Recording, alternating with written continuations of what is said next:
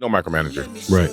And so like that honestly took me on a whole nother turn, a whole nother route to say, honestly, I don't even need you guys' money. I do this stuff on my own anyway, and I got a team around me in which we can do this stuff for a fraction of the money that you guys have that you really aren't trying to give to us. You're really trying to find ways to pocket yourself. You know what I'm saying? That's what they do. Yeah. They have this budget, tell you the dollar amount because that's what they telling somebody else. Yeah. And they get that dollar amount and they say, okay, cool. And they try to find out ways that they can take from the pot, even though you are the one putting on the event. You the one doing the work. You the one putting on the thing. They still try to find a way to squeeze what they can squeeze out of it and put into their pockets instead of just letting you have the budget and say, run with it. Run with it. Because if you're giving this budget to me and you telling me this is what I have for you, then I don't need you on the back end doing nothing. Doing nothing. Cut me the check. Let me do my thing. And if you want receipts, I have receipts for you. Don't worry about it. I got all the receipts. Right. Because I'm doing it the right way. I'm doing it how I'm supposed to. Right. But then they tell you, hey man, okay, look, man, I got $15,000 for you to do whatever this is. And then you start doing what you're doing. They go, man, that's a $2,000 thing. I don't think we got $2,000 to give to that person or that thing. And you're like, no, we got it because we got 15. So I know we got 2 to give to them. Yeah. Out of this 15, we got 2 to give to them. Yeah. And then you come up with, oh, this person needs room. Oh man, we definitely had the $1,500 to get to them too. Like I have a $15,000 budget. You mean to tell me that I don't have $2,000 now? Right. Out of a $15,000, what you do with the rest of it? What happened to the 13? What you do with the rest of it? What you do with the rest of that damn money? What happened to the 13? Yeah, man. See, hey, and that's how it be, Juma. Yeah, that's how it be. Hey, we gonna get this podcast started, man. Let's I know we like to ramble as we come in, but you know what it is, man. It ain't nothing but a G thing. I am your host, your boy G Wade, and I have a special guest with me today. And when I say special, I really mean special. I mean somebody who is favored, somebody gifted. This one of God's children right here, man. I that's all I can say about him. This is my guy, Juma Blaq, man. We've been rocking for a minute. And every time I see him, he elevates me and helps me understand where I need to be in life, as far as how I give, as far as how I care, as far as how I present my gifts to the world. So I want everybody, hey, clap it up for my guy, Juma. This is Juma Blaq right here. LaDaquin. Appreciate it. LaDaquin Watley, a.k.a. Juma Blaq. What's up with it? Man, this is nothing but a G thing, man. This is one of the ones where, it's called nothing but a G thing, but it ain't really about me. Light bulb, bro. Yeah. Light bulb moment for me. Yeah. Nothing but a G thing. I like it. Yeah. But it's about the person that's sitting to my right all the time. You know what I mean? Right. Because I feel like we got to highlight people, especially people in our community, people who are, and not just our community, bro. You got a community that surpasses just Portland, Oregon. Yeah. You know what I'm saying? Mm-hmm. And so highlighting that and just trying to help people understand who we are. Right. We're not a monolithic people. Not everybody is alike. Me and Juma got so many differences, but we got so many similarities at the same time. And we're not just one type of nigga. Right. It's a bunch of us, man, and all of us do different things, and all of us got different talents and different gifts and abilities. And I like to put that on display, man. So like what do you think your favorite gift that God gave you is? Ooh. Wisdom. Okay. That's my favorite gift, is wisdom, man. Ever since I was younger, I used to have older people call me and just have conversations with me, you know what I'm saying, and just spill whatever they was going through. And I would just sit and listen, you know what I'm saying? Like, it really wasn't too much that I can give to it because I didn't have the life knowledge about it.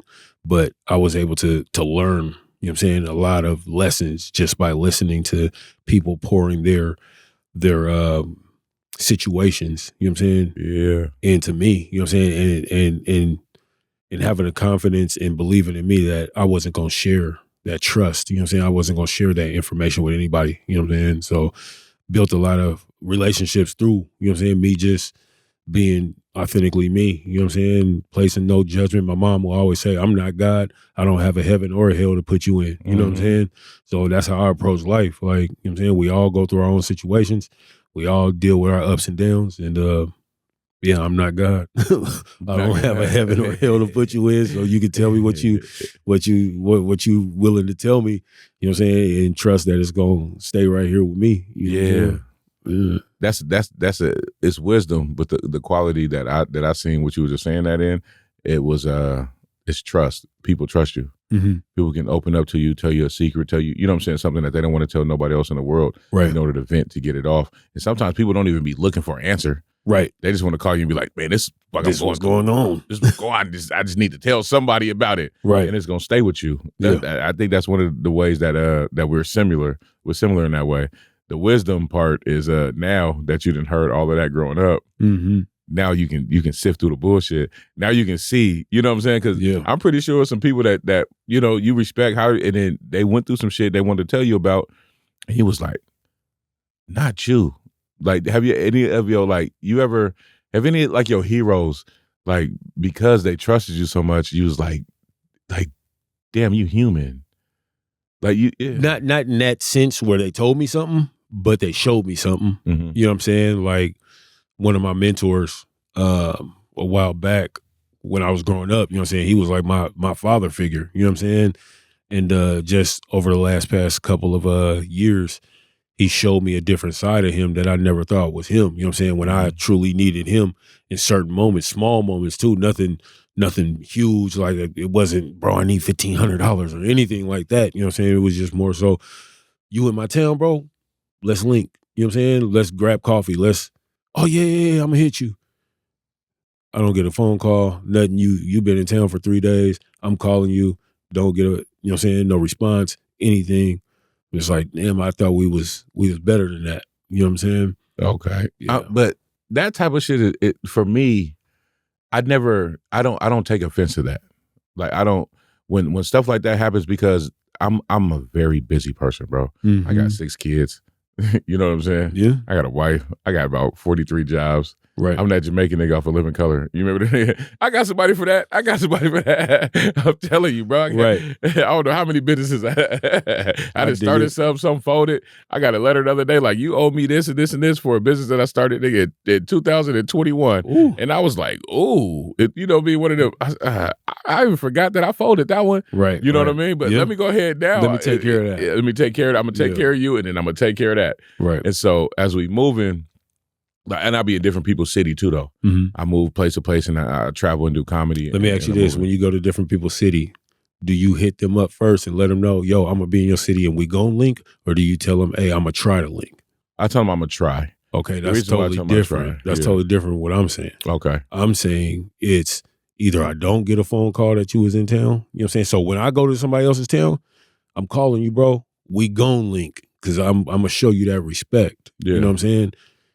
If you coming into my town and you tell me we gonna link, but then you don't even respond to my text messages or phone calls the whole time you in town, that's a 10-second, you know what I mean? Yeah. Interaction.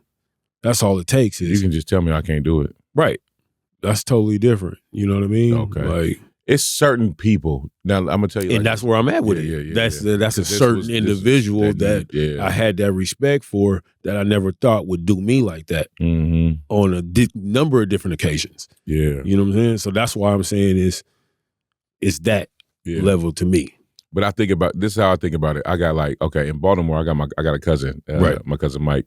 He live in Baltimore. He do tattoos, be rapping, all that shit. He's a security company. He one of them. Yeah. Every time I go to Baltimore, I'm definitely gonna see him. Yeah. I'm gonna call him probably before I'm in advance. When I know I'm coming out there, I'm gonna call him and tell him, hey man, this is when I'm coming out there, and then give him some time. So when I come out there, we definitely gonna link. Right. Right.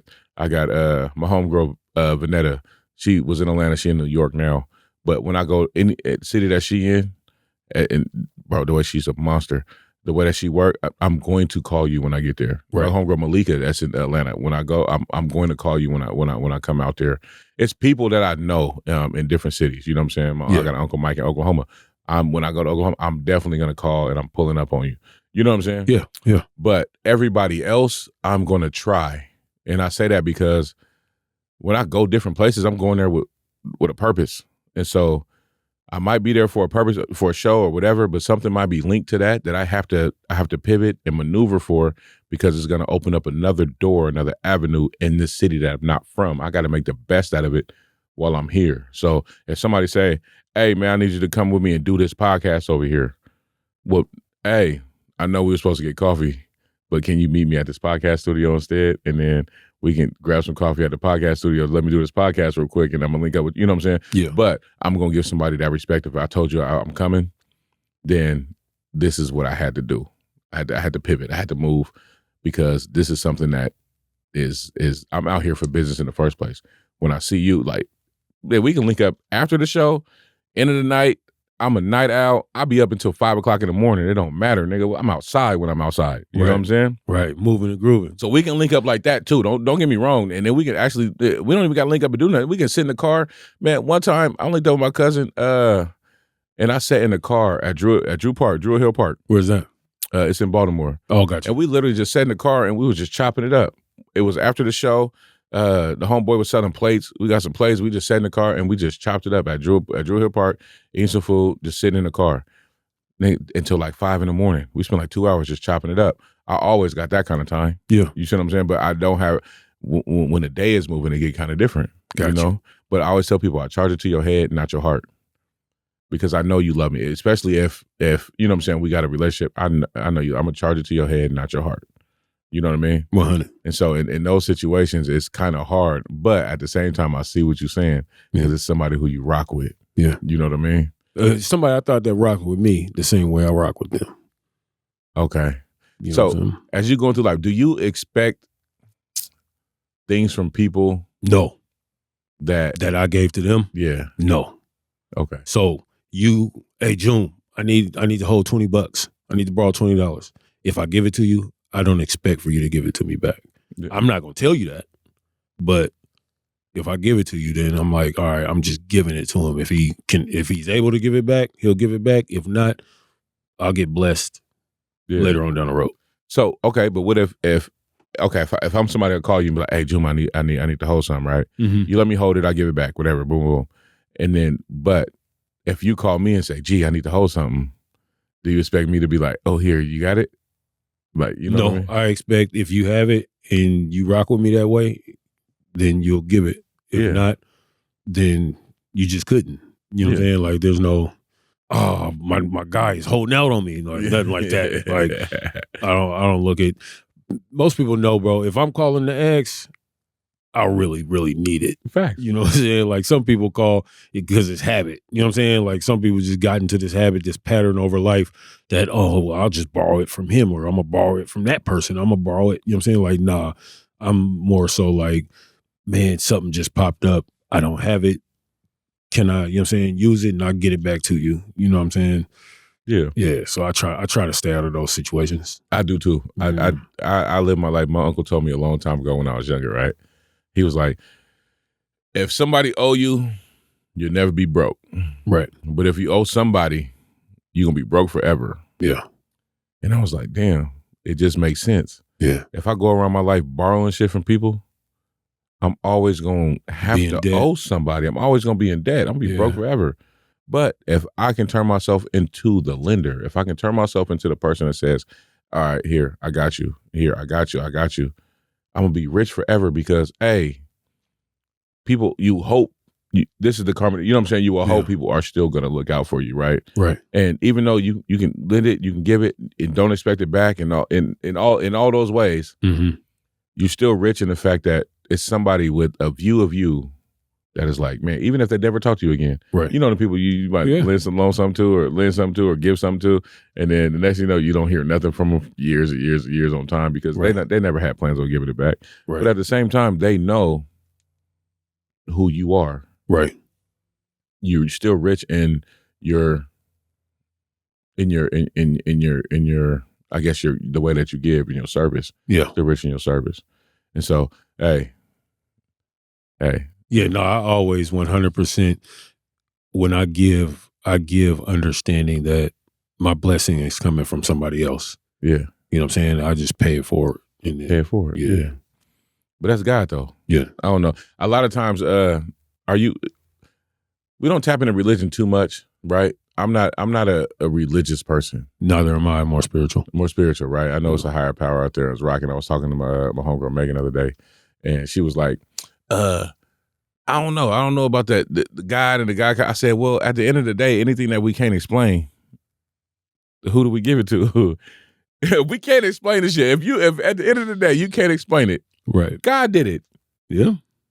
God did it. God did it. You can't say there's not a God because we can't explain most of the shit that happened. You can't explain what the fuck is going on in the ocean. So if you can't explain what's going on down there and you think science is going to... Now, science has explained a lot of shit, and I get it. Yeah. But science ain't doing nothing but explaining God. Right. So can you attach science to fasting? To fasting? Yeah. Yes. You can? Yeah. Yeah. When you don't eat or when you deny yourself of something, of a substance, of whatever it is, fasting can come in many forms. Yeah. Right? You can fast from anything. People fast from talking. Right. So when you detach yourself from something like that, then I can see how it has healing products like science. Like I can't tell you the whole scientific way it breaks down, but your body, if you say I'm not eating, you fasting from food, guess what's gonna happen? You're gonna lose some weight. Guess what's gonna happen? You're gonna your body is going the chemicals in your body is going to change in a way where now you might have even more understanding because now your body is taking the fat that you have stored up away. Right. And using that. The sugars in your body is gonna be different. The way your brain function is gonna be different because the sugar that you are now using to control your brain, your spinal cord, all that. You know, the cerebral spinal fluid it tastes like sugar. Right. I can only tell you that because I guarantee some white man ate some before. Why that be a white man? Because it was a white man that ate some fucking cerebral spinal fluid. Ain't no nigga go taste nobody's cerebral spinal fluid. But apparently it's sweet. I'm just saying that. You know what I mean? That's how AIDS came around. Some white dude fucked a monkey. Could have been an Asian man. Huh? Some white dude fucked a monkey and the AIDS came about. It's science. Science behind it. But what I'm saying is, I just attribute all nasty shit to white people. I dig it. I can't help it. It's just part of me. It's how I grew up. But it's sweet. And so you don't have that sugar intake if you're not eating. Right. And so where's the sugar coming from? When your pancreas is making whatever it's making, the insulin your pancreas is making, all that shit is all scientific. So fasting can be attributed to scientific. Now it's a spiritual thing to fasting that I can't explain, and it's all God. Yes. But it's a lot of fasting you can explain with science. Right. That's where I was going with it. Like the God aspect, the spiritual aspects of it, right? Like I was telling you, bro, I mean, this is my day 6 of fasting. And just like that last night, I was dealing with a situation where like, should I go or should I stay? You know what I'm saying? Mm-hmm. And the spirit told me, no, get up and go. You know what I'm saying? So I got up, went. I was supposed to be talking to one of my guys that day, which we hadn't spoken over the past like 4 days, and I've been trying to get in touch with him.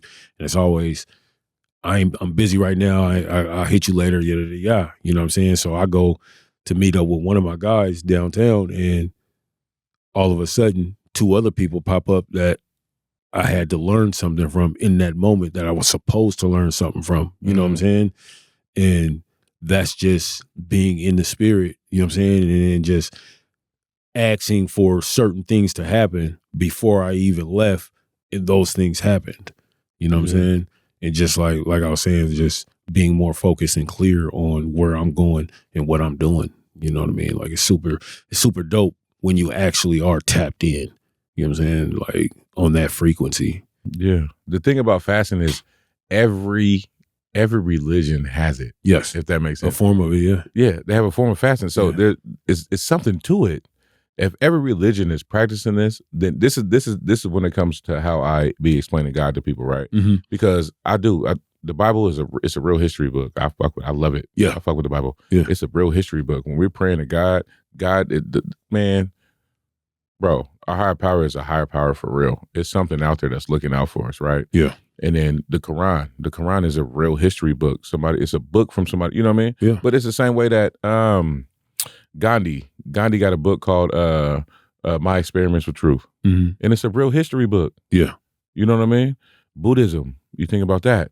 It's a whole nother, all of these things, right? Right. If it's Christianity, if it's Islam, if it's Buddhism, even if it's, you know what I'm saying, like Judaism, everybody has some form of fasting, and they tell you to withhold from your gluttonous nature, Mm-hmm. right? And that's why I think a lot of the spirituality comes in, because if you're depriving yourself of something, Mm-hmm. then you can't help but be of service to other people. Right. Because you're not giving it to yourself. So what are you going to do with that energy that you have to feed? Yeah. You share instead. You share it. Yeah. And so it's a it's one of those ones. And Muslims, Ramadan is crazy, bro. They fast. It's a whole month of fasting. But what type of fasting? It's all fasting. It's all kinds of fasting. People fast in different ways. Gotcha. You got to think about if you like in Judaism, right? Mm-hmm. People fast from Friday night till Saturday morning every week. Every week, it's a day of a fast, right? If you observe the Sabbath, mm-hmm. then you're not eating. You fasting on the Sabbath. So is that like a 16-hour fast, or? I can't tell you exactly how many hours it is, because I ain't broken down to that kind of science. Gotcha. I don't think the Bible really break it down to that kind of science either. But you know what I'm saying? Yeah. So everybody, if you are really, you know what I'm saying, a child of Israel and you are God's people, then you are going to observe the Sabbath and you're going to fast. And that's fasting not just from eating. Yeah. It's also fasting from spending money. Right. It's also fasting from, you know what I'm saying, sex. It's fasting from a whole bunch of things. Like all we're doing is observing God. Yeah. In these times.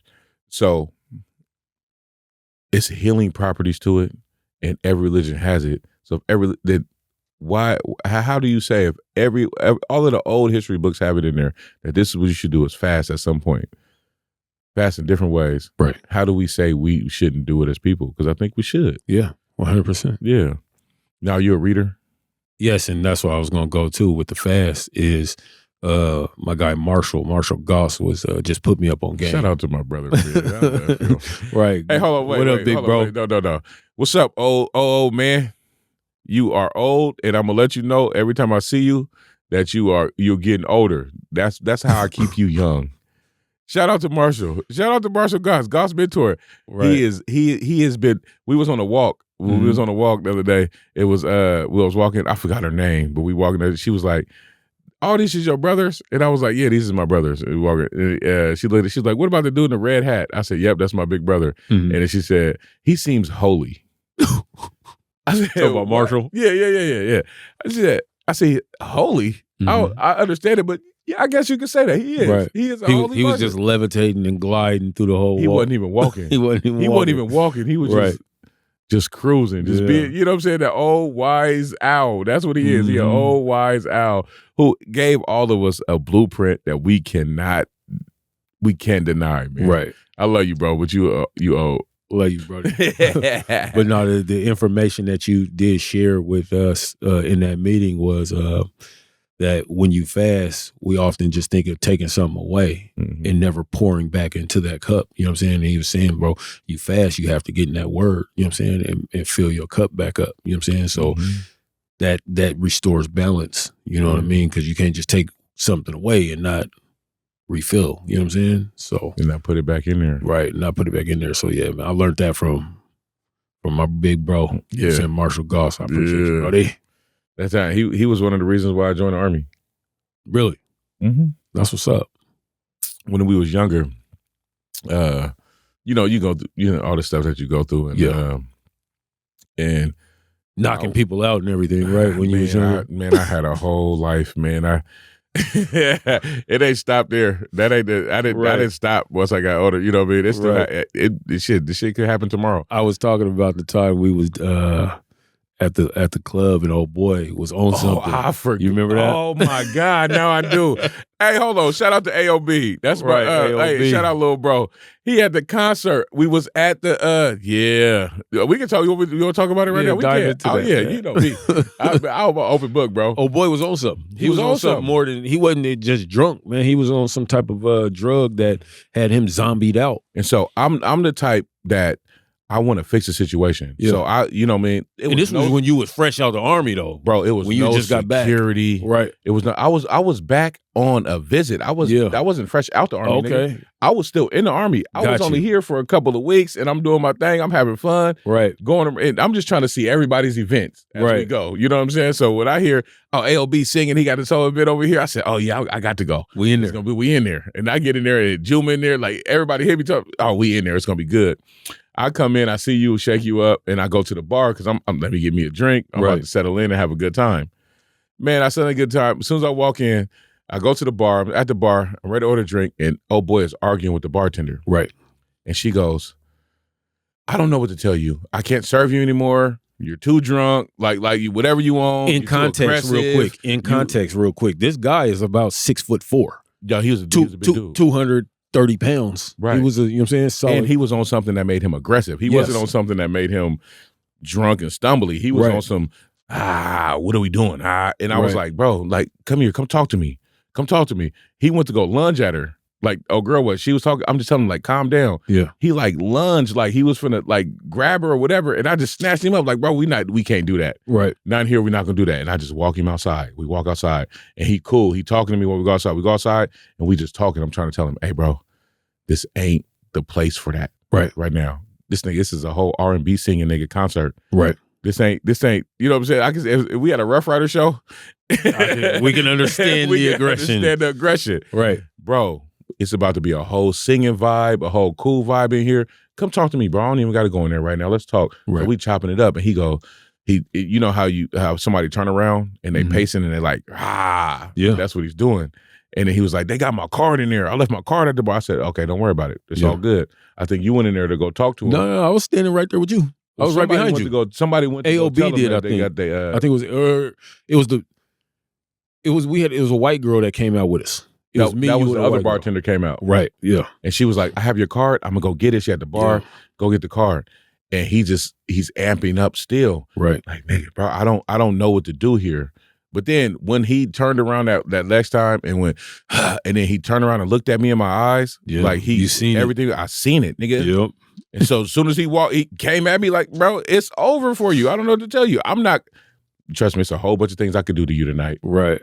I'm gonna hit you. You gonna fall, and I'm leaving. Yeah. I'm mad because I missed that. You gave him that first. Yeah. Oh no! When I gave him that first one, you stood him up, and then you gave him. Oh, you didn't fall. And he was down, bro. Peed on himself and everything. I know. And then, but then remember, I lost my phone. I came back. I lost my phone, so I had to come back. I was like, "Oh, my phone!" And then you gave me my phone. It was all in pieces. Put that thing together, man. Hey, I'm out of here. I'm out of here. Right. You told me because I was like, man, I should stay. Yeah. I'm mad because you messed up my night, bro. Now I got to go do something different. I was planning on coming to see my guy sing tonight, man. Right. You messed up my night. And then, you get at it. Yeah, I'm out. Just go ahead and go. I'm out. I'll talk to you later. I'll see you in a minute. Good times, though, man. Good times because at the end of the day, bro, I think about right now where we are and what actually transpires, especially in these streets now. Yeah. He would have been dead. He'd have been dead. If that was somebody else. If it was somebody would have killed him. Yeah. You know what I'm saying? And the same thing, I could have that night. Yeah. You know what I mean? And he woke up. Yeah. He woke up. Yeah. You know but it could have been a different story. If I was a scary nigga, then that thing would have came up out of me. Right. You see what I mean? Yeah, 100%. And I always believe in people protecting themselves. I'm a big fan I'm of the an Second avid Amendment. carrier. I'm an avid carrier, and I respect the Second Amendment. I think everybody should. Yeah. If we don't, then we losing. And especially for us. Right. You know what I mean? As we build community, we should definitely have a way to protect it. 100%. And so, but also, don't be no bitch ass nigga and pull that shit out just because you scared to fight. Like, just, you know what I'm saying? Handle it that way first. If you in an altercation with somebody where it's going to come to physical, whatever it is, leave that thing in your pocket. It's always there. You can always handle it this way first. And then peace up afterwards. I grew up in that era. Yeah. Right? I grew up in that kind of environment. Like, you from the Northeast, right? Well, you from Northeast. Watts, you from California? No, I'm from Northeast Portland. Watts was short for Watley. Oh, okay. History lesson. That's what history lesson. Hey, don't let him lie. Hey, He'd been a rapper his whole life. He was Juma Watts for a minute, and I was like, "What?" He was just Watts. No, he was Watts. Just Watts. Just Watts for a minute. I thought it was because you was from Watts, but you okay, and that's why I changed to Juma Blaq, because everybody was like, "Oh, you from Watts, California?" And I'm like, "Nah." Like, even my music didn't align with that. You know what I'm saying? Because you hear Watts and you like, "Oh, that's gonna be some hardcore gangster rap or something." It's like, nah, that's not me. You know what I'm saying? So yeah, I had to get a step away from the whole Watts era, which that first album, The Humble Beginning, that Watts Humble Beginning was, you know what I'm saying? It goes. Yeah. Hey, I'm mad because my CDs got stolen out of my car one time, and I had all my CDs in there, and then my car got broken into, and they got me for my CDs, bro. So it's a lot of music. I'm sure it was the Watts album that you was mad about the most, right? I was pissed. They got my Watts. No, they got you. They got they got the standout compilation, yeah, bro, and everything. The standout compilations. They First got all Infantry, of them. First Infantry. They got all of them, bro. Oh, all of them. I had them all, bro. They got them. And it was, hey, bro. So First Infantry, standout. So Friday night, my wife calls me at 4:00 in the morning, right? And I'm out at the park around the corner, bro, just walking and praying. You know what I'm saying? Just rejoicing. And I'm listening to the whole standout compilation all the way through. Bro, that ain't no way, no how. I can never lose you now. I can never lose you now, cause I'm needing you right now. And I know that Shine Star. Hey, bro. Hey. Oh my gosh. When I was in Iraq, y'all know how much y'all music carried me. I'm glad it did, bro. Yeah. Appreciate that, man. Hey. First Infantry, Speedy Guns. Yeah. It was, bro, I'm telling you, that standout. We had a moment, bro. Man. And the crazy thing about it is, I went to Iraq twice. Yeah. And so going through, you know what I'm saying, what I'm going through, the first wave that I went through, it was literally all of that music that carried me through. The second wave I went through, it was, I understood it a little bit more. Yeah. And as I was going. And so the music was still there, but I didn't have the CDs with me when I was out there. Right. It was all online. It was digital at that point. Now everything got digital. But my guy, man, Gunna was Speedy. Speedy was just he would just send me shit constantly. Like unreleased, unfinished, whether it was a beat that I could rap to, whether it was something to get you through. Just to get me through. Because I'm a rapper, but I don't rap like y'all. Right. You know what I'm saying? I'm on a couple of the different projects. I'm only on a couple of them. You got to find them.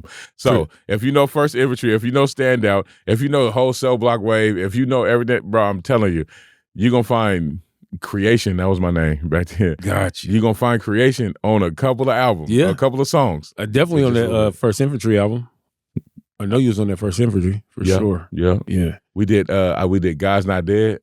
Yep. You wasn't, but that was the second album. That was the second album. Yeah. The first one I was on that one, but I was just talking. Right. Yeah. Right. It was just me talking. So when I was listening to everything, bro, it brought back memories because we was the first group that Zeb transitioned to from Trinity at Momentum Studios. Okay. Because Trend recorded our first album. And then, you know what I'm saying, he stepped away into the visual side of things. And Zeb stepped in with audio, and we like, man, come on, bro. Like, Trend, you know what I'm saying? Like, we go back on the 8 tracks with you, and, you know what I'm saying, you made sure we was right, and yada. We kind of had a tug-of-war struggle with, you know what I'm saying, Zeb stepping in, but then Zeb, bro, took us and ran with us, and, you know what I'm saying, we still, to this day, rock with Zeb 100%. Shout out to Zebulon Dak. Zebulon Dak. You futuristic. Big shout out Zeb, man. It's still Niner Nation over here, too, though. I don't care nothing about them Seahawks.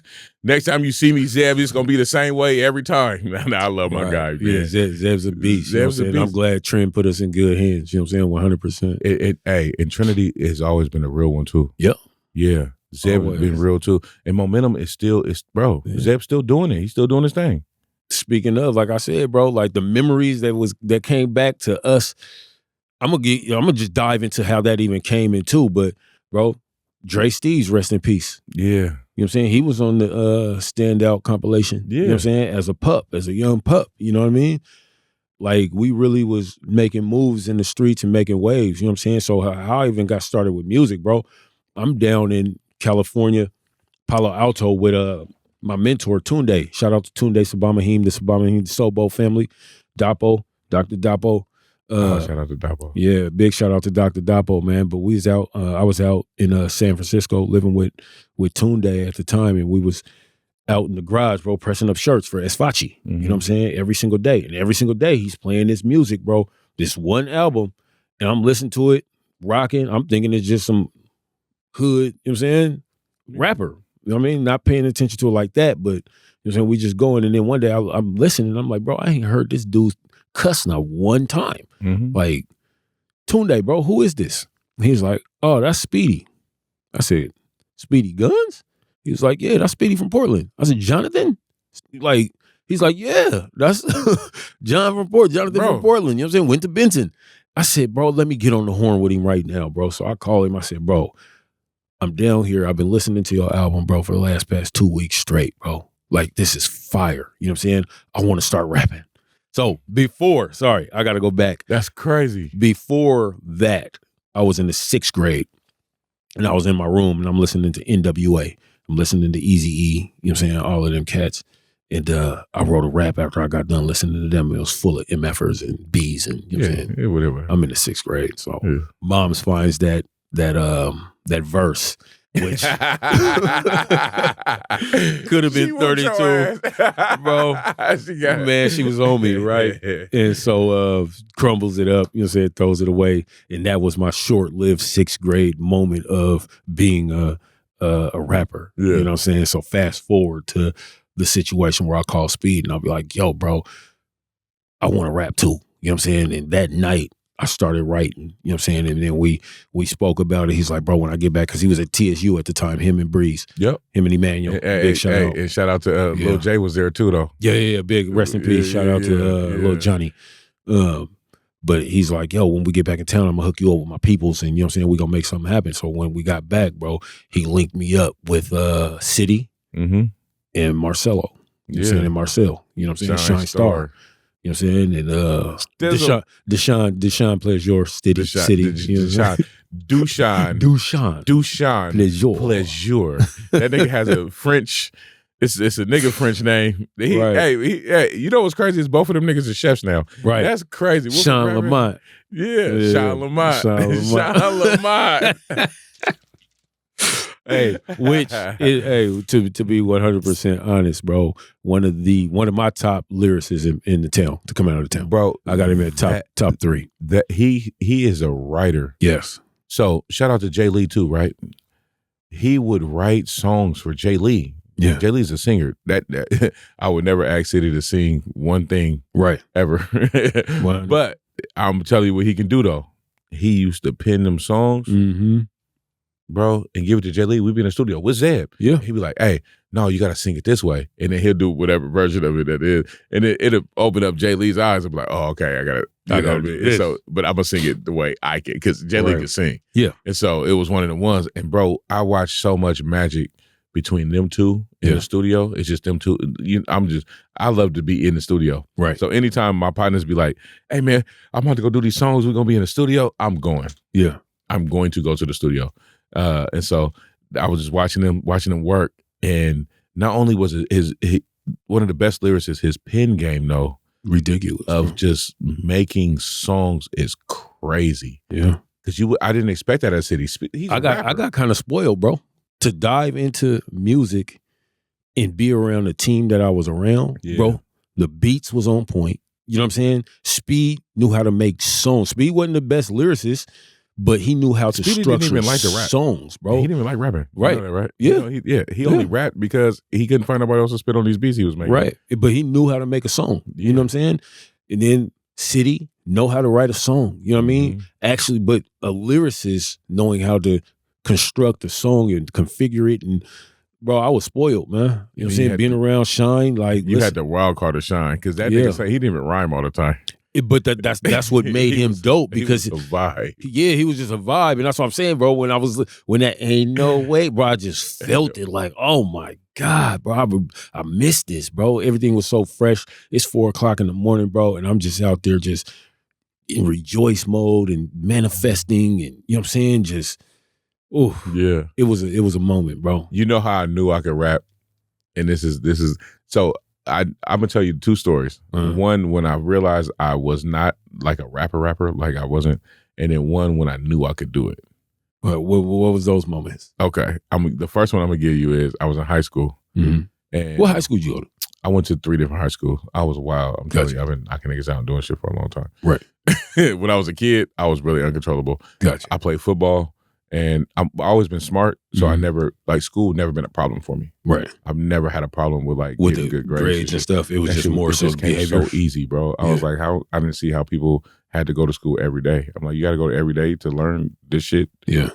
You should already just be doing this shit when you're at home. Right. I was a gangsta ass nerd, if that makes sense. Plenty. I'm nerdy as a motherfucker. I'm a nerd. Right. That's what I do. But so I play football, and I used to fight all the time. I had a temper. I was telling you earlier, my ego. Right. I had such a big ego as a kid, and I didn't know what to do with it. Right. I didn't. Let me say, it's not ego. It was I just didn't know. I didn't let people get away with stupid shit. So like when people would bully people, I got irritated with that. Like everybody is everybody, nigga. Leave that nigga alone. Why are you talking about his shoes? How you know what? You know what I'm saying? And then now I'm in a fight with somebody because I'm like, man, leave that nigga alone, bro. I'm standing up, for people. And then so I got kicked out of 2 schools. Right. But then I was at Park Rose I went to Park Rose for 1 year. Okay. Park Rose, we doing our thing, and we chilling. And at this point, I want to be a rapper. I'm in high school. I'm like, you in high school, you rapping, you spitting and shit. And that nigga Lava was at Park Rose with me, and we had a lightweight rap battle at the lunch table, right? And so it's time to go back to class, and he wasn't done. He was like, "No, we're not done yet, nigga. Let's go to the bathroom and finish. Like, let's finish rapping." And nigga, we got it. So we going back and forth at the table. You know what I'm saying? Niggas is spitting little shit. He not done though. And I'm not finna back down from the challenge, nigga. I ain't turning down no fades. I've never turned down a fade. I'm not turning down none. We on our way. We go to the bathroom. Man, this nigga rapped for like 20 minutes straight. I said, you know what? That was a volcano, bro. I said, I don't rap like you. Right. You are a rapper. I'm not a rapper. I'm not a rapper. That niggas is like Mount Everest when it comes to this, bro. When it comes to the it's freestyling, he's like Mount Everest, bro. Bro, I'm talking about putting he can just go. I said, I'm not you. You remember what's the name that used to rock with him? The cat, he served too, as far as in the army. I can't remember his name, but he sounds just like Jay-Z. Dark nigga, kind of. Okay, man. I can't remember his name, but yeah, him and Lava used to just for hours just go back and forth freestyling. And I'm like, bro, what is going on here? Like, I write music too, but I don't feel comfortable. Man, we still do that to this day. Like, me and Lava, man, I go, Papa, he be at the house, either, you know what I'm saying, cutting, chilling. He just speaks rap. Yeah. Like, that's his language. Yeah. So regardless, you can talk to him and have a conversation. He's rapping. Yeah. Honestly, matter of fact, tonight, I think he had zones for a studio session. I gotta go get some video. Yeah, let me go because he with Pete Ivy. I'm going with you. Work for me. Be humble. Yeah, I'm coming with you. Cool. Hey, bro, I'm in there. Let me know. Give me the okay. I'm in you. We had zone with zone. At zone. Okay. Yeah, I'll let you know the time. I'll send you a text. Let me know the time. Yeah, it's gonna be love when I walk through. Yeah, it's gonna be So, the second story is that's when I learned that I wasn't a rapper the way I thought I was. Right. Right. When I found out I could rap, it's because of City. The song "God's Not Dead," right? We go to do the song because I leave. We did the song, we put it down, and so they performing this song. But they performing it because I'm out of town. I'm gone, nigga. I'm still in the army. I'm still moving. I still got a place to be and moving shit. And so as I'm moving, they've been performing this song. So I'm finally back in town. They're like, we got the show. Hey, bro, come do "God's Not Dead" with us. We good. Let's go rock. I said, cool, bro. We went to go do the song. And Selly was the first one. He spit his verse. And then City goes next. And he's supposed to spit his verse. That nigga spit my entire verse. He spit my verse on the song. Because he been doing it while we, you know what I'm saying, while we go. I said, ooh, I am good. I know I'm good. If this nigga spit my shit instead of his own, I know I'm good. Come on, bro. I know I'm good. I told bro afterward, I couldn't even be mad, bro. No, He shook it up and hugged. We was cracking up. That's he was funny. like, I mean, spit your verse on this one. I stole it. I stole I said, I stole your style. Yep, that put it in perspective. I said, I'm good. I know I'm good. Right. Yeah, we good. I ain't got to worry about nothing Speaking of that, bro, that takes us back to the GNC days because I'm sure that was through GNC that they was performing. Yep. Like GNC, we used to have it lit at practices at the Salvation Army, bro. It used to be crazy. Crazy, man. Hey, Those let's take some days. Let's take a quick break real quick. Yes, Let's take a quick break. We're going to take a quick break. We're going to pay a couple bills. We'll be right back. Hey, this ain't nothing but a G thing, man. I'm here with my guy, Juma Blaq. We'll see y'all in just a minute. You know what it is, man. We back. Ain't nothing but a G thing, man. I'm here with my guy, Juma Blaq. What up with it? Appreciate you having me on today, bro. Hey, 100%. Anytime, every time, bro. Even though I was almost tardy. Well, I was tardy. Tardy to the party. Tardy to the party, man. Tardy to the party. 100%. But I do appreciate you, you know what I'm saying, your hospitality, big Phil back there, you know what I'm saying, handling everything with the engineering. Appreciate y'all, you know what I'm saying, inviting me into your space. 100. You always welcome. This is your studio, too. Thank you, sir. Yeah. We got, Not moving. We in there. Yeah. Anything I got, you got. Anything you got, I got. 100%. We moving together. But we was talking earlier, right? Not in this podcast. We was outside. We was talking earlier about sports, and kids, and you know what I'm saying. Just not pushing your youngest into sports. You know what I'm saying. What's the reason? Just a different outlook on life. You know, understanding. I mean, sports does build a lot of foundation, you know what I mean? But the way I'm looking at things right now is just more so entrepreneurship because of how things are being ran. I truly believe that Donald Trump is the last president that, you know what I'm saying, the United States is going to have. You think that for real? I've been speaking that to my wife since Obama. I think it's all biblical. You know what I'm saying? I don't believe that. A lot of people is like, oh, I don't want to vote for Donald Trump. I don't want to vote for Donald Trump. And I'm like, yo, it's bigger than Donald Trump. It's BlackRock. It's the powers that be that's using Donald Trump as the puppet to push their agenda, right? And the agenda is, you know what I'm saying, to go into a dictatorship and have everything owned by private entities. You know what I'm saying? And so these private entities is going to make all the money. You know what I mean? And so I got to teach my son how to be an entrepreneur. And that's why. You know, how to build a private entity then. Yeah. Oh, that's deep. Yeah. That's the way my brain works. Yeah. You know, see, I think about it this way. I don't push my kids to only play sports. I push other things first. Right. But the reason why I do love sports is because it helps them work with a team. Yeah. I think everybody I know that didn't grow up playing sports, bro, they do not know how to work with other people. Yeah. You know what I mean? It's not just sports, but it's also, I make all my kids do a group. You have to do a group thing. Yeah. So I don't care if it's math club, science club, chess club. Right. But basketball, you know what I'm saying? Football, you have to do something with a group of people because you have to learn how to work with people. Right. We can't just go through life thinking that we're not going to have to work with others. Yeah. And so sports for me is a way where you have to learn how to work as a team. You have to be all on the same accord, playing for the same goal. 100%. Yeah. No. Trust me. I don't take nothing from it. It's just because I'm a big sports guy. You know what I'm saying? I'm a big basketball guy. You know, I grew up, you know what I'm saying, playing for Jeff. Demos, I say. Hey, shout out to the demos. I'm a Rough Rider at heart. Did I get y'all the other day? You got us the other day. Did I get y'all the other day? Should have been a demo. Everybody should have been a demo, bro. Should have been a demo, man. The group photo, man. Appreciate everybody coming out for the wealthy walk. Yeah, that's something I wanted to get into now. That as we going, man, the wealthy. I love it how it's spelled. It's W, the H is in a hyphen, right? And it's healthy. It's, you know what I mean, right? And it's a lot of ways that you can spin that. Like it's like a quadruple entendre in a way. It's like your health is your wealth, right? But we should feel wealthy in our energy. We should feel wealthy in, you know what I'm saying, all kind of ways. So wealthy.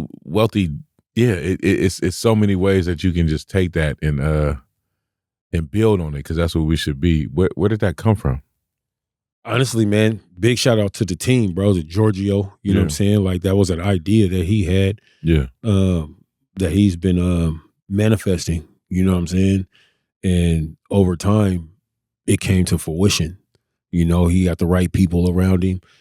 Things started off how they started off and grew like I look at it like this: you plant the seed isn't just gonna grow straight up. You know what I'm saying? You plant that seed, it has to grow into the dirt first, and then it has to grow up, and then once it hits a certain level, you know what I'm saying, it plateaus for a minute, and then it continues to grow and breaks through, you know what I'm saying, that dirt, you know what I'm saying? And so we got to a point where things broke through the dirt, and we still just, you know what I'm saying, making moves and growing upwards. You know, it happened kind of fast. Yeah. It really happened fast. So they had been meeting for, I want to say, a month and a half, 2 months before they brought me into a meeting. Then when I came into the meeting, I'm like, yo, let's just get busy and get this walk going this weekend. You know what I'm saying? That weekend, it was 4 of us. We walked. We just made a quick, you know what I'm saying, Instagram story, and everybody was like, yo, where y'all at? We want to come next weekend. We're like, okay. So then that next weekend, it was 10 of us, you know what I mean? And then that following weekend, it was 70. Like, it happened just like that, you know what I'm saying? So, like, we're blessed to be in the leadership role that we're in, you know what I'm saying, 100%. And that, you know what I'm saying, like a lot of people in the town is like, yo, I needed to come out on this walk, or yo, I see what y'all doing, man. I'm coming out on the walk. And you know what I'm saying? Like, and it's people that, you know, if they paying attention, everybody else is paying attention. Everybody else, you know what I'm saying? Yeah. So like we truly are blessed to be in the position that we in. We blessed to have people like yourself that's, yo, whatever, however you need I'm part me of the service wealthy too, bro. No. I'm saying, like, No, I'm just messing with you. I'm just messing with you, bro. I love knocking you just a little bit off your square sometimes. You caught me off guard on that one, because I'm like, yo, I know obviously like there's a lot of people that's just like, yo, can you use me of service? You know what I'm saying? How can I be of service? And that's basically what the wealthy is about. You know what I'm saying? Serving our people, serving our community. You know what I mean? And that's where your true wealth lies, in service. You know what I mean? That's what it do too. And it's fun. It's fun as hell. It's so fun. Yeah. Like when I say that, I mean, like, it's so fun that I can have a whole Friday night. I can have a whole weekend of stuff I got going on. Right. I can have a Saturday I got to deal with but I'm not finna miss the walk. And when I'm on the walk, I'm gonna have fun. You can shake a hand, meet a friend there, and just really tap in. Right. It don't matter if it's 1 or 1 million. We gonna have fun. We gonna have fun out there. Yeah. It's a good time, and I'm noticing a lot of people paying attention too. That I didn't think was gonna pay attention before that. It's kind of weird. Yeah, but it's good, and it's great thing. Though. Yeah, it's great. It's great because one thing I've been noticing, right? I'm in a lot of these spaces, bro. And in these spaces that I be in, I do videography, so I'm like a fly on the wall. Nobody really knows that I'm there unless you know me. You know what I'm saying? And we speak, but I see a lot of transplants here in Portland making a lot of moves. And big shout out to my guy Wilson. You know what I'm saying? He's doing his thing, man. And I was at one of his events, and I'm thinking like, dang, bro, like Wilson got it cracking here. Why come our people that's, you know what I'm saying, native of Portland, why come we don't have something like this? You know what I'm saying? And it's not nothing out of jealousy or anything like that. It's just like, what are we doing wrong that we can't bring our own community together and we're natives of here, but a transplant could come in and build that? You know what I'm saying? And so, like, it was always on my mind since that moment that I, you know what I'm saying, was at his event. And then I started manifesting that, like, that's what I want to do. You know what I'm saying? Can I give you something to pray about? Yes, sir. Always. It's the reason why the transplants do what they do, right? And it's cool because I love it. I work with most of the folks that I do a lot of work with are transplants here in Portland. Right. Don't get me wrong. Like, I love Portland, and I build with us too all the time. But the reason is we've grown up in a city that is predominantly white and not as many black folks, right? And everybody who black know each other, and we created our own little beefs, this north side, northeast bullshit. You know what I'm saying? Or, you know what I'm saying? 100%. And so we create those type of situations because that's what they told us that we needed to do. Real quick. When you say north side, northeast, that's crazy because we never even acknowledge southeast. Facts. We never even acknowledge the blacks that's in southeast and everybody out there. Right. Go ahead. But I just wanted to. But that's what I'm saying. So we have that little cliquish, that type of thing. So when I tell you, what I want to give you something to pray on is that we heal over the broken relationships from the past, right? Right. Because this is what happens. You get a transplant in here, they have no ties to the city. Right. So they don't have the same bullshit that we grew up perpetuating, or we didn't go to the same schools. Right. They don't have the same high school. You know what I'm saying? Whatever, drama, none of that. So they can come in and they can curate a room, and the people, they going to come because, look, man, if I go to this, I know I'm cool. I know I don't got to run into so-and-so who I used to date in high school that I don't date no more. 100. I ain't got to run into, you know what I'm saying, this dude who, you know, we got into it back in 2009 and now, you know what I'm saying? So they can create those vibes. And it's good to work with them and good to build with them too, because they are here. Yeah. There's a lot of transplants that's here in Portland, and they here. They're here for real. They here this for is real. home. This is home for them. They're not going nowhere. They're not trying to come and steal from the community and take it back nowhere. No, they are here. Yeah. And they want to build here too. 100. And so I like people that's on that. I'm working with you 100%. 100. And I'm gonna bring to you everything that I have from this city. It's gonna be behind me when I come. Right. Yeah. So I embrace the transplants. People be mad at them. I embrace them. No, I embrace. I be stinging on them. No, don't get me wrong. I'm a comedian. Nigga, I sting on everybody. So I'm gonna sting on them a little bit. We gonna have fun with it. Right. But I embrace them. Yeah. Transplants is cool. I embrace transplants 100%. I embrace everybody, bro. It's just it was motivating. You know what I'm saying? To see it. Yeah. It was motivating, bro. And I've never been a hater. You know what I'm saying? So no, that's what I'm saying. It's all motivation to, we have to do this too. You know what I'm saying? Yeah. No, what you said didn't come out of, hey, it came out as, nigga, I'm impressed. I'm admire. You admire that because it's something that they can do. Yeah. And I'm not going to give it too much energy, but a lot of times, especially in Portland, it is a lot of stuff transpires and we be having beef and all this over a lot of it. And it's hard, but it's over women. Yeah. It's over somebody that like you, or somebody that you that like me. Yeah. And you don't even have to really be dealing with them. Like as we move through life, bro, I the life that I live, I get phone calls and text messages and weird stuff sometimes from people who just assume that I like some chick that either they dealing with. Really? I get it. It happens all the time. I'm an energy. Yeah. So I'm a party. Yeah. So when I walk out, when I'm having fun, like we're on the life of the party too. Yeah, that's what I'm saying. Yeah. So when we on walks and stuff like that, like I'm not one to just walk with one person the whole time and we're just going. No, I'm gonna shake a hand and meet a friend. I'm gonna make sure I tap everybody in the room. Right. And so as we moving and we doing stuff, it not just on the walks, but even when I'm in the club. Yeah. Even when I'm after a show, wherever I am, and I just know people, I hug, and I'm a good hugger. Right. You know what I'm saying? Just let y'all know I'm a good hugger. If you ever see me, give me a hug, please. Do you do the tight hug, 2 hands, or do you do I do the side hug? I'm a hugger, bro. I like to embrace people when they, you know what I'm saying? If you see me giving somebody a side hug, it might be a little bit of history there, the reason why I'm just doing that. You know what I'm saying? But I do the side hug just out of respect. I also judge energies too, so some people don't like to be touched. Exactly, and so those people that I notice don't like to be touched, I don't automatically assume. Right. I come in like this, but if when I feel embrace the energy, got you. Yeah, then you get a real hug from me. Got you. And a real hug from me is I'm telling you, bear hug.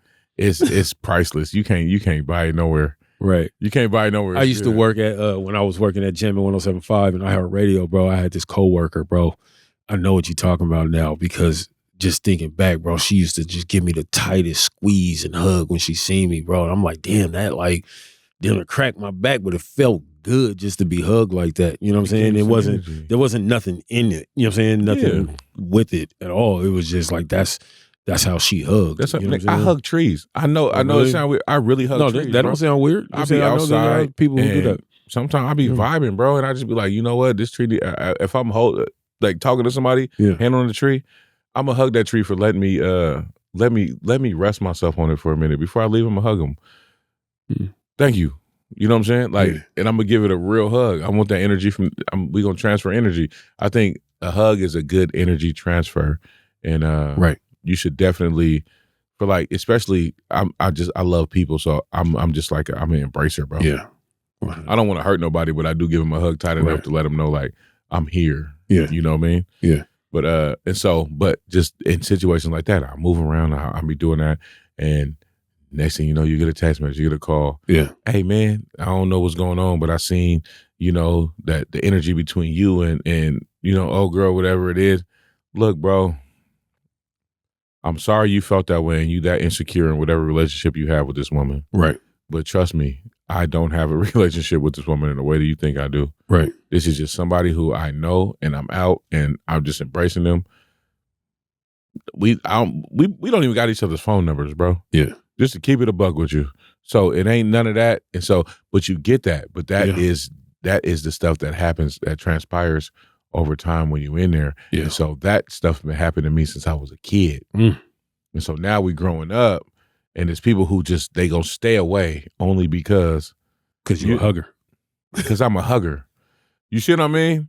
But if you from out of town and you ain't never had to deal with that, you can come in and those kind of worries don't exist for you. You can come in from out of town and have all the hugs you want. All the hugs you want, but that kind of situation don't exist for you. Right. And so they're able to come in and curate vibes, bro. And I rock with them. Yeah. I love it. I man, how can I be a part of this, man? Y'all rocking. I like it. What can I do to help you, man? Because y'all, anybody that's with me, we gonna bring them to your next event next time we come out. And we're gonna get some extra hugs. And we gonna get some extra hugs from everybody. Bro, you have to hug. You not a hugger. I'm a hugger. I am a hugger. Okay. You know what I'm saying? But like I said, I'm a hugger, but I do the You know what I'm saying? But it's one of those things because you're a big black man as well, but you know what I'm saying? For me, I just kind of tone it down with the side hug. Okay. You know what I mean? So I tone it down with the side hug if I'm busy. Got you. Yeah. I'm too busy to give you a Yeah. No, if like we doing something and I meet a whole bunch of people at once, right. like sometimes or I have something to do like right now, but I still want to acknowledge the fact that like I see you. I love you know what I'm saying? Like, real quick. But I'm gonna double back though. That sound like the Key and Peele Obama handshake. Yeah, facts. It is. I do hugs that way. My hugs is like the Key and Peele Obama handshake. Come on. But you know what it is. Come on, bring it on in. Everybody's get them little sides. You know what it is. Come on. Oh my God, I'm weak, bro. But as we move, bro, life it's interesting, man. Yeah. And I know you're a father. Mm-hmm. I'm a father. Through and through. Proud. A father of many too. That handshake that you got between you and your son, or you and your daughter, that goes so long. That goes so far, bro. Like, is important.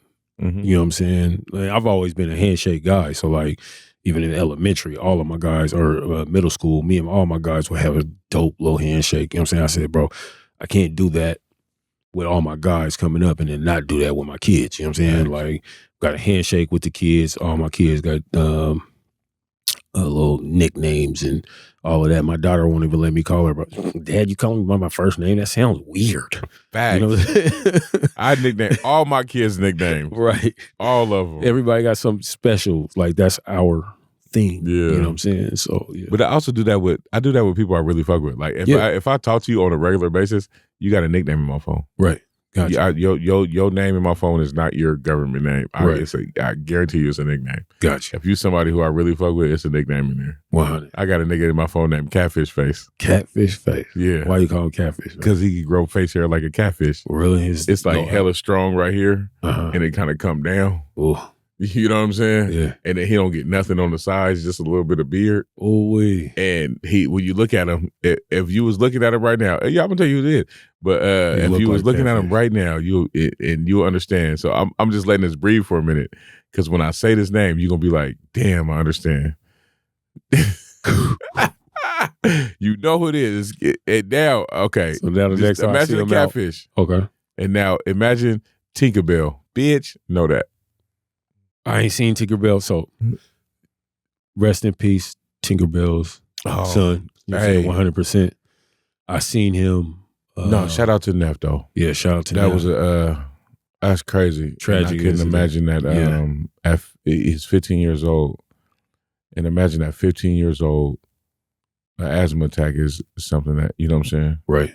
They take you out. But shout out to and the whole family, Sybil. You know what I'm saying? Yeah, shout out to yeah, the whole family. I had seen Tinkerbell, I want to say 3 days before that incident happened. And he was walking across the street, right there on MLK and I want to say Washington or Stark.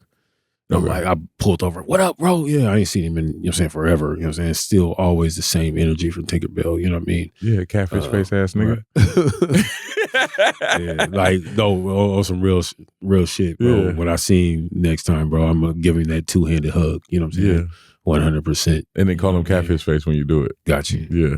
That nigga called me oxtail. Do it? I don't know. I don't know why. That's a weird name to call another grown man oxtail, but it is what it is. What up, oxtail? I can understand ox. What the tail about? I don't know. What you gonna tell today, man? I don't know. But sometimes he just go, "What's up, ox?" Right. But it's oxtail for some reason. Because I think I told him that was gonna be my stripper name when we opened up this strip club. Called Heavyweights. Heavyweights. Yeah, it's gonna be nothing but big niggas in there taking clothes off.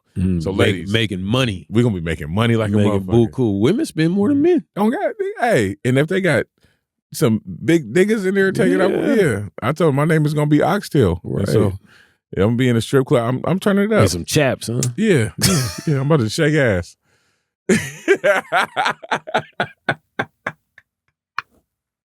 About to shake ass in the strip club. I got a couple of the homies, you know what I'm saying? Yeah, we finna get out there. It's called Heavyweights. Gotta Heavyweights. shake it to make it, otherwise God gonna take it. It's only for us big brothers though. We gonna be the ones, we gonna be the stars of the show. All right? We ain't letting none of these skinny niggas in here. So y'all gonna have that Diddy baby oil. Hey, oiled up, nigga. We got greased up. When you come in, it's coconut oil at the door. Whoa. Coconut and shea butter, because that's what we want in there. We want people who use cocoa butter and shea oil and shea butter in there. Coconut oil, shea butter. That's funny. Yeah, that's the clientele that we're looking for. Yeah, heavyweights. The spot. Oxtail, catfish face is gonna be the DJ. He can't. He gonna be involved. Huh? He too little, too skinny. Right. He cannot dance. Too thin to win. Too thin to win, bro. We ain't nothing but big niggas with their nipples out. Let me. We gonna get out of here in a minute, man. This is something, man. Nothing but the G thing. It really started because it's a lot that happens in life, right? And nobody really understands the engines that come behind them, right? People see the finished product, or they see the product and work in progress, but they don't know what it takes in order to continue to build. So, like in building, like what is if you can give anybody advice on like what to do first, if they were like sparking a movement and they had some momentum, what would you tell them to do? It's like, as far as, so are you saying that they already have the momentum, or are they just trying to start from scratch? They start from scratch. They're trying to build this momentum, and they're trying to change. They're trying to change nations. I would say get yourself grounded first, right? Figure out what it is that truly moves you. Right, because there's a lot of movements out here that has came about throughout the wrong channels, right? So with me, I've been always, hey bro, you should do this, you should run in politics, you should do this, you should do this. And I'm like, well, that's not coming from me. That's coming from the outside world saying what I should do, what really makes me feel a certain way and passionate about something. And so I got behind the Wealthy because I was passionate about that type of work and had already been manifesting myself being around like-minded individuals that doesn't take anything away from me, that I don't take anything away from them. Only when we come together is we moving forward. You know what I'm saying? And once I was able to find that, like I said, first meeting, second, third, we took off because it was in line. Everything was, you know what I'm saying, in line. And don't do things just because it's what the next person did and they got successful at it, right?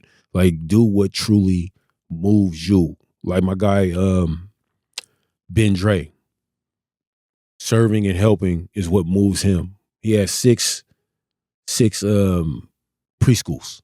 You know what I mean? You talking about Drake Cut? Drake Cut, yeah. Shout out Drake Cut. Shout out to Drake Cut, man. 6 preschools, bro. You know that elevation was crazy. That nigga was a strip club DJ. And we was at Xbox and he was turning up and blah, blah. Right. But then you would listen to him talk and know it was so much more in him. Yeah. And then to see what he doing now was Right. nuts, nigga. It's crazy. It's crazy, bro. It's nuts. And I say that because when he's at these meetings sitting at these tables and pushing his hard line, it's coming from a place of passion. Mhm. It's not coming from a place of, oh, well, I'm just here to be here. You know what I'm saying? To talk my talk and leave. Like, nah, bro, he'll get to talking about something and you know it's true because the passion that comes behind it. Same with Terrence Hayes. Mhm. You know what I'm saying? Like changing lives and getting guns off the streets is what's passionate, my fault, what's his truth is. You know what I mean? He speaks sitting at these tables again and speaking with passion. And I said, I never want to sit at a table and I don't have the passion behind me. You know what I'm saying? So like a lot of the tables that I'm sitting at now is tables where, no, I'm passionate about my community. You know what I'm saying? Like I'm on the FitCog. And you know what I'm saying? The FitCog is the focus intervention team. The COG is the community oversight group. Mhm. And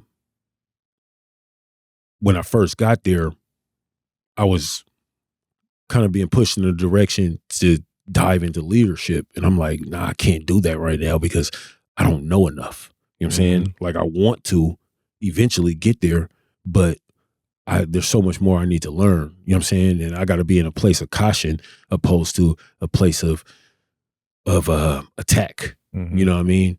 And so just being involved in the FitCog gives me a voice to actually step in and say, wait a minute, these officers aren't doing the job correctly. Mhm. We have to step back and look at why aren't they doing the job correctly? You know what I'm saying? Like what goes into that? What was they doing today? What are they having some personal issues at home? You know what I'm saying? Like it's so much stuff that goes into it. But when I was 12 years old, bro, I got pulled up on by the police. Nigga, they drew down on me and was like, you take another step, I'm gonna blow your fucking head off. You know what I'm saying? And I'm 12. You know what I mean? Like that stuck with me to this day.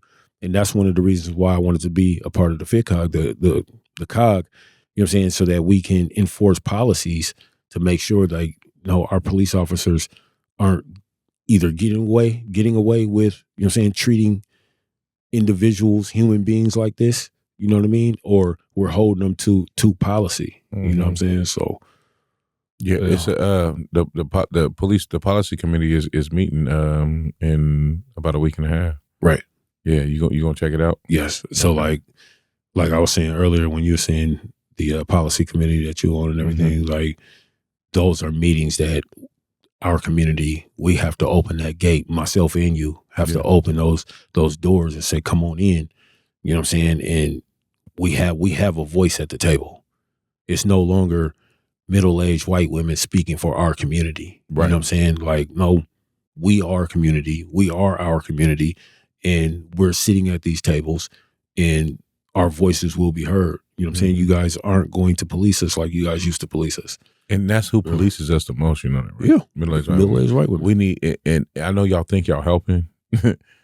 We need y'all to actually listen and follow and not try to be in leadership. And step back. And step back. Yeah. Don't try to lead our community. I want y'all to sit back and say, what can we do for y'all? And then be of service to the community in order to help. Because a lot of times what they do is they get in positions or whatever, they get their certain, you know what I'm saying, way of doing, and then they want to take over and tell you everything that everybody else is doing is wrong. Right. Instead of just taking a step back and saying, I'm not here to lead this movement. I'm here to support it. Exactly. You know what I mean? 100%. We do not need policing by y'all. Right. Just like we don't need the amount of the type of policing that you guys have been the reason why the policing is the way it is right now. Right. And a lot of times, bro, and I hate to say it, but it's been white women. Yeah.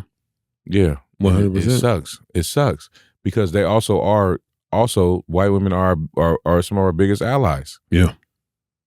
It's the biggest allies and then also biggest threats at the same time. Instead of just stepping back and saying, okay, I don't need to lead this movement, but I can just be a part of it. Right. I can help. I can be of service. That's what they have a hard time doing, is being of service. Right. If they're not getting it out of it. But again, we at these tables, you know what I'm saying? And the information is getting out there to the community. You know what I'm saying? But even being at these tables, that's who opposes us the most. Yeah. True. Yeah, and it sucks. It's a harsh reality, man. But I like to live my truth, and I say this, and I'll say it time and time again. A lot of times, I got so many homegirls that are like, for real, like, I just want to be absurd. What can I do? Just point me in the right direction, G. Right. I got you. I'm not here to lead. I'm just here to, you know what I mean? Yeah. I'm just here to help, and I appreciate them. But then it's also the ones on the other end, and so most of the time I end up telling them, look, go talk to this one. Yeah. Get this one on the same page as you on, because if you don't, that's gonna be the one that's gonna bring us all down. Bring us all down. Yeah, Karen, Jennifer, she over there tripping. She over there tripping. I need you to help me. That's how you can help the most. Right. Help the most is talk to your sisters. You know what I mean? Yeah. Talk to your people. So if you're a white one out there and you really want to help, this is a public service announcement to all my white women. If you want to help, check your sisters and tell them to quit being assholes and don't think they have to take the lead. It's okay to just be of service. Yeah. 100%. Yeah, that's an interesting way to, because this is where we're about to end. I don't want to end that way. I want to end on one more thing. What's that? One more thing. What's the best thing that happened to you this week? What's the funniest thing that happened to you this week? You tell me yours and I'm going to tell you mine. No, tell me yours first, because I don't even. You want me to tell you mine? Yeah, I don't know something funny that happened to me. Friday night, we have an open mic at Harlow Hotel every Friday. It's great. You should come down. 2 Cent Friday. We be turning up. I've been there once. Yep. I'll be back. Yep, come back. So this Friday, it was a nigga in there and he had a cat. He's a rapper. And he came in with a kitten. He had a real kitten just with him.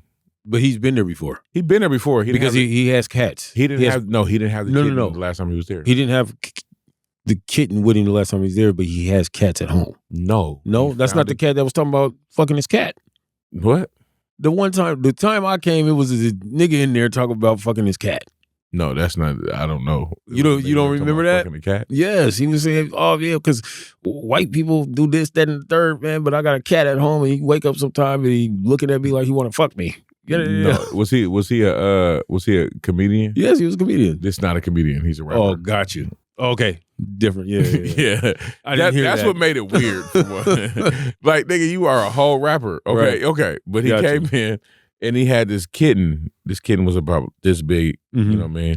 He said, "Man, I found this cat 3 days ago." I said, "Why didn't you leave it at home?" He said, "Because I'm raising it. This is my cat. Right. Like, I just want to bring him outside with me." So he has his cat, and we're having a good time in the thing. And then he goes up to rap, and he takes the cat and he puts the cat on the stool, and then he raps with the cat just hanging out on the stool. Interesting. You know what I'm saying? It's fucking weird. Right. For one, it's weird. But at the same time, I can't judge nobody. It's your cat. You love the cat. Have your cat. And so I'm happy that he actually is taking care of this animal. And he's he got tattoos on his face and shit. He all light skinned and tall, and he like 6'4" too, tall, light skinned nigga with tattoos on his neck, face, all the other shit. Like, this is a rapper, nigga. Like, I'm talking about a YN rapper, nigga. This ain't like it's not like he's doing eclectic rapping. He's literally like, yeah, hardcore. So, end of the night, he like, "Hey, bro, what you doing next?" And so after my mic on Fridays, because it's a variety show and I get to only do what I can do. Like, I don't get up there to really just stretch my legs and turn it into a comedy room. I'm a comic. So I went to an open mic we always have at Funhouse Lounge. It's called Midnight Mic. Starts at midnight, goes to 2:30 in the morning, right? Our mic is usually over around 11:30 midnight.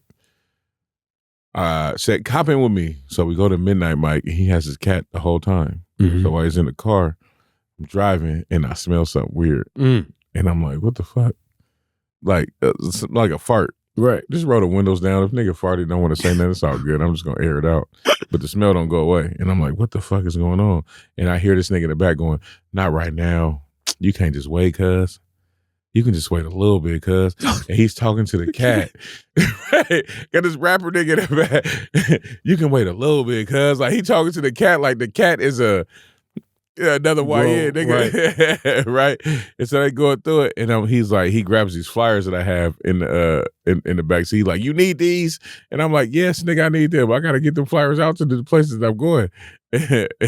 And I was like, "You can use one though." Like, because now I know what's going on. Right. You can use one, nigga. It's a black and white copy back there. Use the black and white copy. Right. So he puts the cat on the black and white copy of the flyer. We driving, and all of a sudden you smell cat food. You know, like yeah. I said, bro, you got cat. Are you feeding the cat right? He's like, that ain't cat food. This cat took a shit in my back seat from Harlow Hotel to Funhouse Lounge. So I'm leaving the show. The variety is this true open mic that we do where everybody can come. You know, musicians, comics, poets. I don't care what you do, nigga. If you know how to juggle real good, come and show us. Yeah. Right? And I'm going to just this place where it's just comedy. And I'm like, nigga, you can't script this. This is unscripted. This is life. Like, this. How many people have you finna go perform too? Yeah, when I go to bed. Oh, so you got a fresh story. Oh, I'm going up. You got a fresh. I'm going up immediately when I get there. And then I can't, man. And then I just get, it's a nigga in here with a cat. Right. That I brought. Already with, like, that I brought came with me. I brought a nigga in here with me with a cat. Right. I don't know what the fuck is going on. Like, at this point in life, it's like, you know what? I'm about to end this night, but it's going to be a good one. Right. Oh, boy, got a cat. Cat just took a shit in my backseat. We rolling. I don't even know how to make this story funny yet because it's just real life raw. And it's so new. Right. I had to go in there and do some other shit. I've been doing poems lately. I've been doing poems from my favorite poets lately when I'm on stage.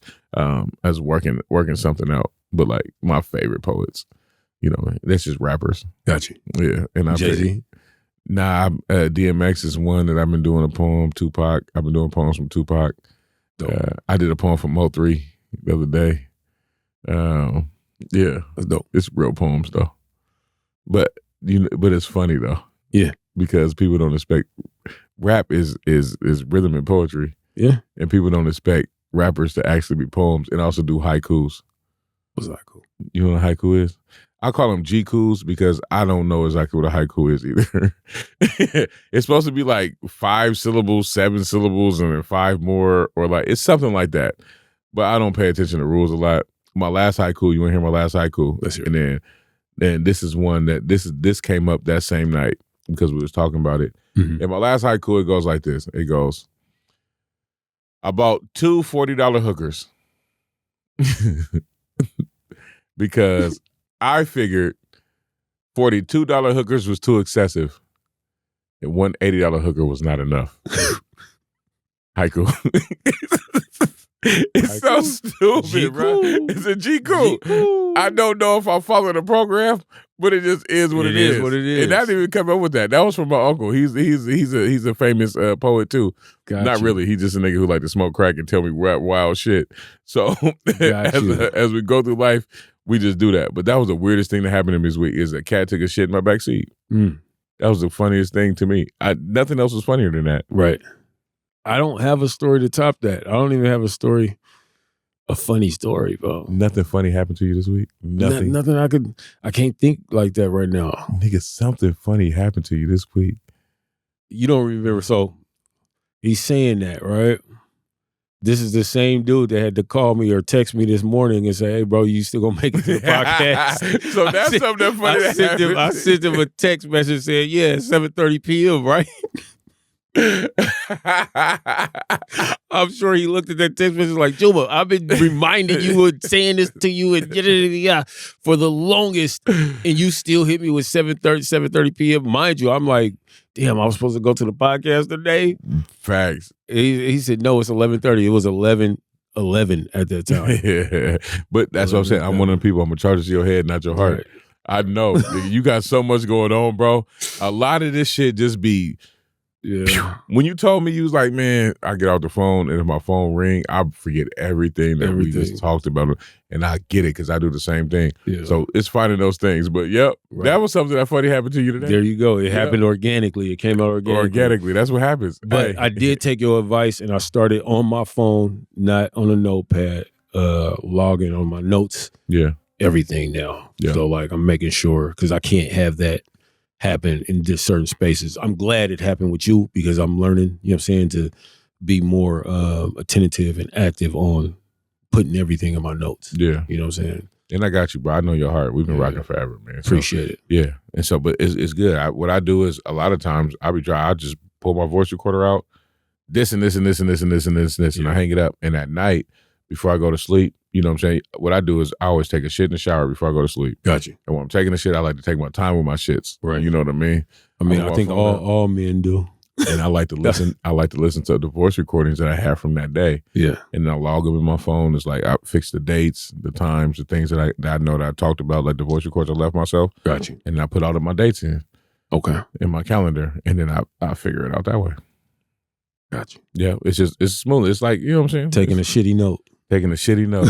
It's either that or I'm be on social media. Right. The fuck, I don't need to do that all the time, bro. No. Yeah, I'm be on social media, and then I take a shower and I go to bed. Got you. Yep, it's easy money. Yep. Well, hey, is there anything you want to tell the people, man, before we go, man? Give them something. You got to give them you. Give them your best you. Give me your best you before we get out of here. Well, before I do that, I'm going to tell you to follow me on all social media platforms at JumaBlaq. That's Juma Blaq on all social media platforms. I do video. I'm an entrepreneur, do videography, photography, DJ, event planning. I know there's other stuff that I'm missing, bro. That's just what's on my head right now. Yeah. All things entertainment. But yeah, that's pretty much it. Yeah, I'm not gonna go too deep. Who is Juma though? End of the day, how if you can sum yourself up into, I like to ask people one word. I'm gonna sum myself not one up word. One I'm word. gonna give you 5. I got to do 5. I'm gonna give you 5. You can do 1 if you want, but you got at least 5. Let me hear if the one that I'm gonna do is in your 5. That I'm gonna say, because this one sums everything up for me. Everything up. Everything. If the one you want me to give you 5, I think about you or me. No, just give me the 5, and I'm gonna see if that 5 is. No, you get 5 words. I only need 1. Then give me 1. All right. Who Juma is I'm solid. Solid. Okay. I sum myself in 1 word. You know how I always do it? How's that? Authentic. 100. Yep. Solid and authentic. I think they mirror each other. Yeah, they're similes. Because I feel like if I just bring my authentic self to everything I do, right, I can't go wrong either way. Either you're gonna be mad at me for being me, yep, or you're gonna love me for being me. Exactly. Other than that, hey, I get more love than hate. So exactly. Hey, give it up for my guy Juma Blaq, man. Thank y'all for tuning in to Nothing But a G Thing. Y'all know what it is, man. We're gonna be back next week with a whole nother episode, and and we're gonna continue to have solid folks on the show. Thank you for coming, bro. Appreciate you having me. Appreciate you.